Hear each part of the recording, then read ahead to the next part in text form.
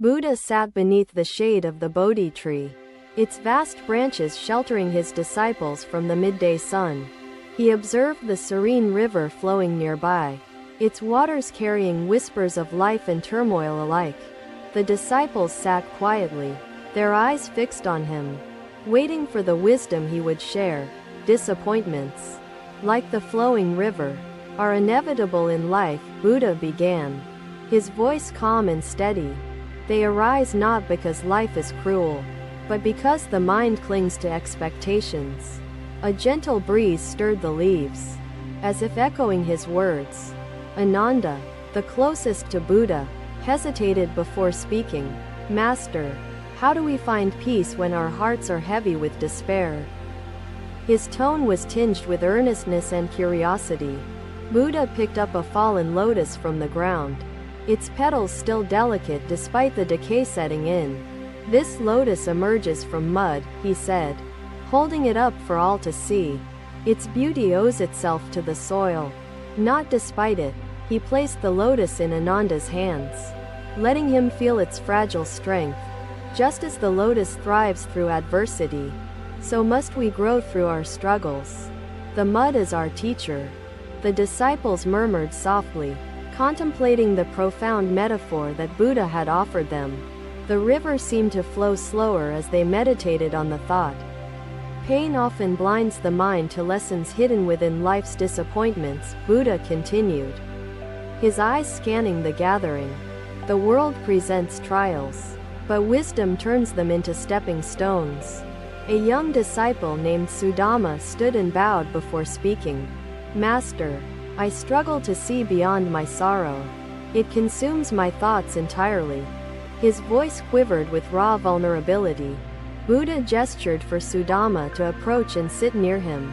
Sudama, focus not on avoiding sorrow, but on understanding it, he said, his tone comforting yet firm.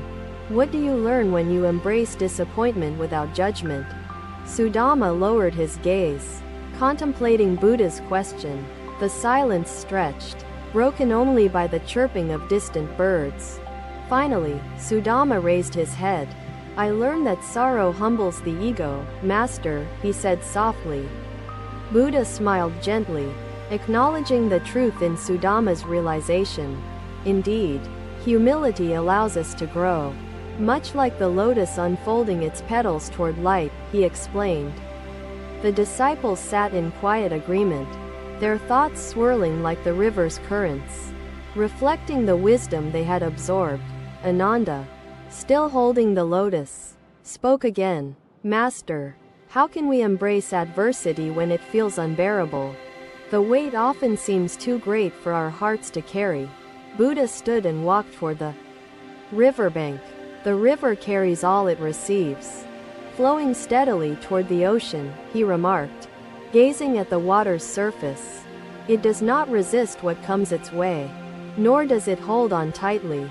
He picked up a handful of water and let it slip through his fingers. Like the river, let sorrow pass through you. Do not resist its arrival or cling to its departure. The disciples watched as the water returned to the stream, merging seamlessly with its flow. Buddha's action imprinted itself deeply in their minds. It is attachment to expectations that creates disappointment, Buddha elaborated. Release your grip on what you hoped life would be, and you free yourself from unnecessary suffering. The sun began to dip toward the horizon, painting the landscape in hues of gold and amber.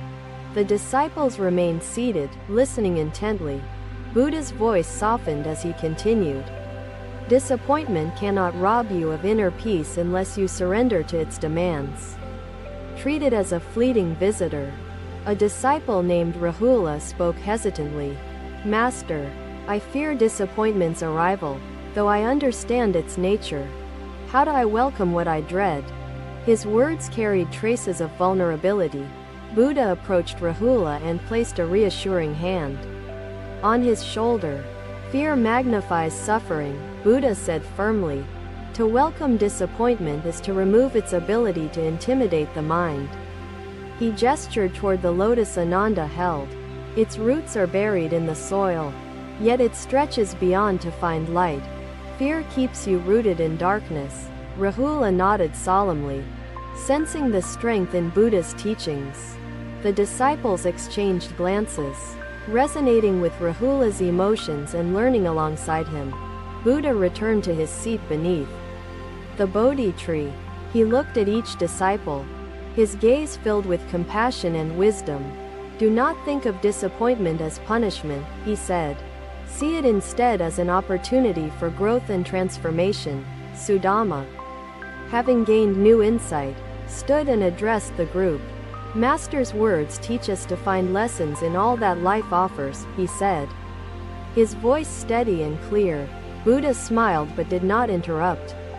Sudama continued, "Much like the lotus blossoms through mud, I wish to grow wiser through life's trials."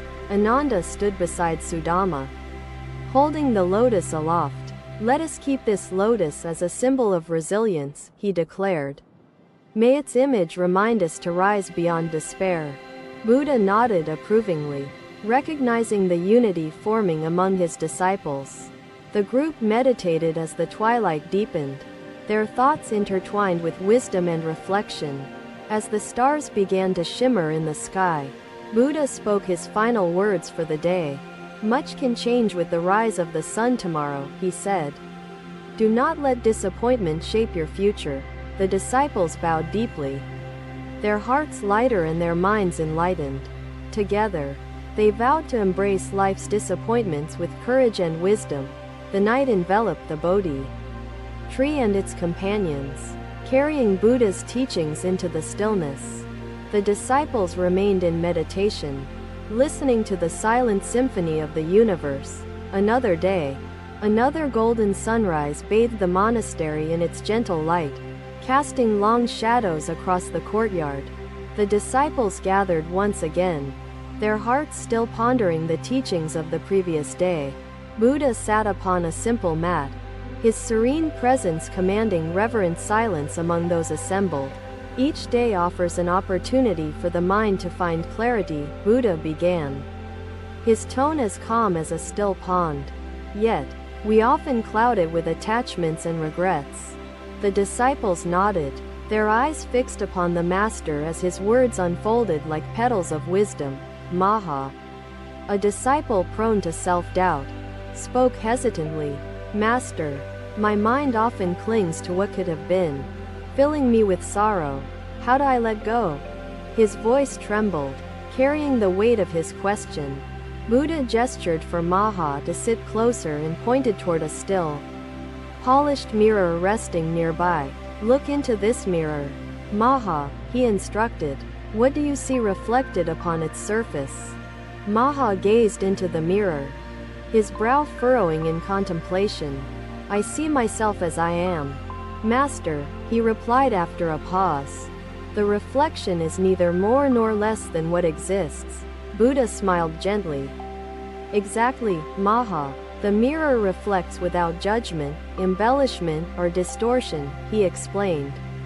"When the mind mirrors life in this way, peace replaces turmoil." The disciples murmured softly, absorbing the lesson as if it were a sacred chant. The mirror's presence seemed to hold a silent, profound truth. "But, Master," Maha persisted, "how do I stop my thoughts from distorting reality with fears and desires?" His eyes searched Buddha's face for deeper guidance. Buddha lifted the mirror, holding it so all could see their reflections. "The mirror cannot stop the world from casting images upon it," he began. "But it does not cling to what it reflects." He placed the mirror back upon the ground, its polished surface catching the sunlight. "Allow your mind to observe life without grasping or rejecting," Buddha advised. "Only then will clarity emerge." Rahula, seated nearby, raised his hand with a thoughtful expression. "Master, what if the images reflected are painful? How do we avoid suffering when faced with such sorrowful truths?" Buddha looked directly at Rahula, his gaze steady yet compassionate. "Pain is like a storm cloud passing before the sun," he said. "It shadows the surface but does not tarnish the core." He traced a circle in the dirt with a stick, illustrating his words. Sorrow is impermanent, Rahula. A mind free of clinging understands that pain, too, will pass. The disciples leaned forward, their focus sharpening as Buddha's teachings peeled back the veil of life's complexities. The stillness of the monastery seemed to amplify his every word. Sudama, encouraged by the dialogue, spoke next. Master, does clarity mean abandoning our feelings entirely? Do we not lose something by detaching from life's experiences? Buddha turned his gaze toward the horizon, where the sun rose steadily, its light touching all corners of the land. Detachment does not mean indifference, Sudama, he clarified. It means holding space for both joy and sorrow without becoming lost in either. He gestured to the vast sky above. The sky does not cling to the clouds that pass, nor does it fear their arrival, Buddha continued. The clouds are part of its vastness. Sudama bowed his head, his heart swelling with newfound understanding. The disciples exchanged glances, each reflecting on how Buddha's words echoed within their own lives. Ananda, ever curious and thoughtful, asked the next question. Master, how do we train our minds to observe without distortion? Is it through meditation alone? Buddha's lips curled into a faint smile as he answered. Meditation is the foundation, but mindfulness builds the home, he said. To observe without judgment requires daily practice. He picked up a small pebble and held it in his palm. Carry this pebble, Ananda, and observe its weight without forming opinions about it, Buddha instructed. In doing so, you train the mind to see simply what is. Ananda accepted the pebble, understanding its symbolic significance. He vowed to carry it as a reminder of Buddha's teaching. His heart swelling with gratitude, the morning deepened into afternoon, and the disciples remained captivated by the dialogue unfolding around them. Each word felt like a drop of water rippling across a still pond. Buddha rose to his feet and walked to the edge of the courtyard. Disappointments will come, but they are not the essence of life, he said. His voice clear and unwavering, he pointed to a nearby tree. Its branches heavy with fruit. The tree bears fruit even as storms bend its limbs, he observed. It does not stop growing because of hardship. A disciple named Kappa, known for his introspective nature, stood and asked, Master, is there a moment when sorrow no longer visits us? Buddha regarded Kappa with deep compassion before replying. Sorrow visits all, but its power diminishes when the mind no longer invites it to stay, he said. He returned to his seat beneath the Bodhi tree, his movements deliberate and graceful. A mind free of clinging and aversion finds liberation, he added. This is the path to peace. The disciples bowed deeply, their hearts filled with gratitude for the clarity Buddha had offered them. They vowed to practice mindfulness, reflection, and observation in their daily lives, as the sun dipped toward the western horizon, casting long shadows across the courtyard. Buddha's teachings echoed within their minds. They meditated together, their collective silence a testament to their shared commitment to the path of wisdom. Night fell, and the stars illuminated the sky like countless beacons of hope. The disciples rested, their dreams imbued with the resonance of Buddha's words. Another day, another journey led Buddha and his disciples through the lush foothills of Rajgir. Surrounded by vibrant greenery, villagers approached them, their faces etched with grief over a devastating flood that had swept away their harvest. Buddha paused, observing their sorrow with profound compassion, his eyes steady and kind. Life's challenges often isolate us, casting the mind into a shadow of loneliness, Buddha began, his voice soothing yet resolute. Yet, connection heals what seems irreparable. The villagers listened, their despair momentarily softened by the master's gentle presence and reassuring tone. Rahula stepped forward, speaking hesitantly. Master, How do we comfort others when sorrow burdens our own hearts? His question carried an air of uncertainty and earnestness. Buddha gestured for Rahula to join him, acknowledging his vulnerability with a kind nod. Rahula, to comfort another is not to deny your own sorrow, Buddha said. It is to extend compassion despite it. He turned to the villagers, addressing their pain directly. Much like the threads of this cloth, he continued, holding up a weaver's garment. Life is strengthened through connection. The villagers observed the cloth, its intricate weaving symbolizing unity, resilience, and strength. The disciples studied the metaphor, their understanding deepening with Buddha's words. Isolation magnifies suffering, Buddha said, his gaze sweeping the group. Yet shared sorrow transforms into shared resilience, binding hearts in mutual strength. He placed the cloth in the hands of a grieving villager, encouraging them to feel its texture. A villager, trembling with emotion, asked, Master, our grief is vast. How do we begin to connect with others through such pain? Their voice carried the weight of loss and uncertainty. Buddha approached the group with measured grace, his presence radiating calm. Begin with empathy, he said simply. Feel their pain as your own and offer your presence without judgment or expectation. He knelt beside the villagers, listening to their stories of loss and hardship, his silent compassion speaking louder than words. The disciples followed his example, their own hearts opening in shared grief. Rahula observed the interactions and spoke again. Master, when sorrow overwhelms the spirit, how do we find the strength to share compassion? His question reflected his own struggle. Buddha rose to address Rahula, his voice steady and full of clarity. Strength lies not in denying sorrow but in embracing it as part of life's tapestry, he replied.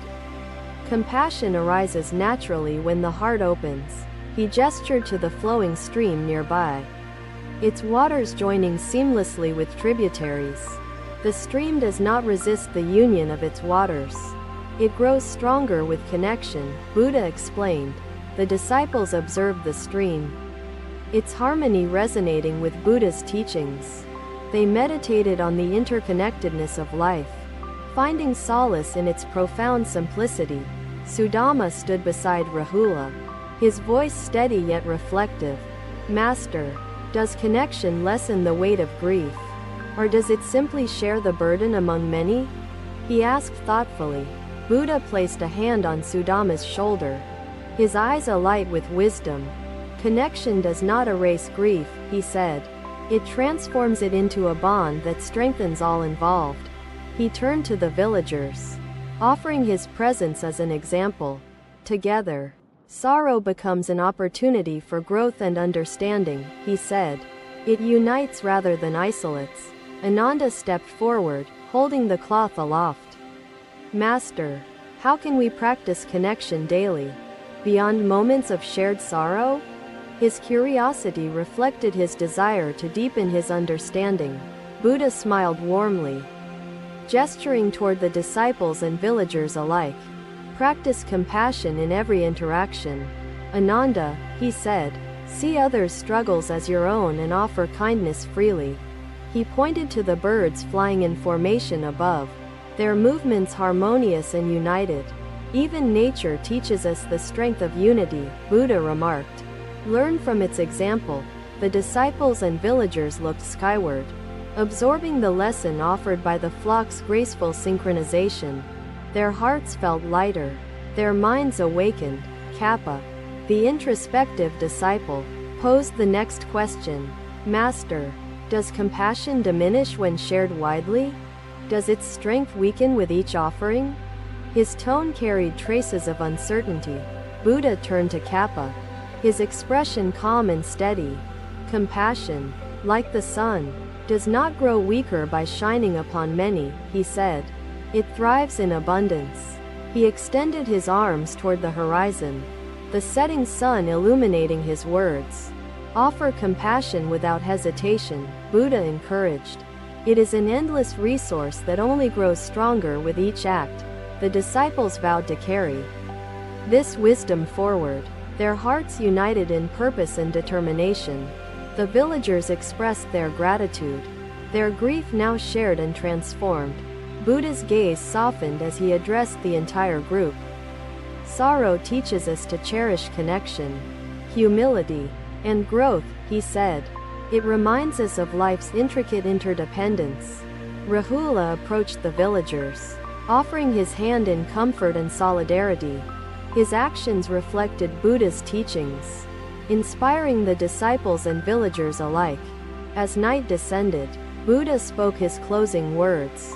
Life's disappointments are not barriers but bridges, linking hearts and transforming pain into wisdom, he said. The disciples and villagers bowed deeply, their hearts filled with gratitude for the Master's timeless guidance. They meditated together, their minds attuned to the wisdom that had illuminated their path. The stars shimmered above, their quiet presence reminding all of the vast interconnectedness of existence. The disciples and villagers rested, their spirits unified and strengthened. Without self-compassion, we cannot extend compassion to others. A disciple asked, "Master, how do we build self-compassion when guilt and shame weigh us down?" Buddha stopped and turned to him, his expression kind yet resolute. Thank you for watching. Buddha's teachings are always with you. Subscribe to our channel and we will see you in the next video.